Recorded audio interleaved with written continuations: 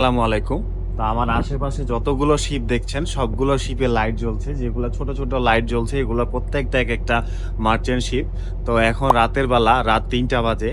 আর আমি যেহেতু সেকেন্ড অফিসারের ডিউটি নরমালি রাত ১২টা থেকে ৪টা পর্যন্ত থাকে।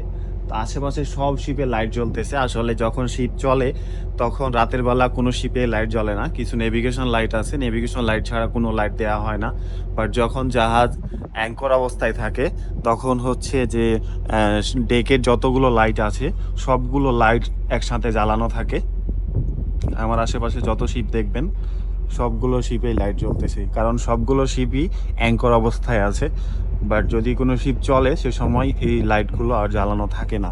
নেভিগেশন কিছু লাইট আছে যে লাইটগুলো থেকে আমরা বুঝতে পারি যে শিপটা কোন দিকে কী মুভ করছে বা শিপটার ক্যাটাগরি কী, সব কিছুই লম্বায় কতটুকু সব কিছুই সেখান থেকে বোঝা যায়। সেই নেভিগেশন লাইটগুলোর অল্প কয়েকটা লাইট জ্বালানো থাকে, তাছাড়া বাকি কোনো লাইট রাতের বেলা থাকে না।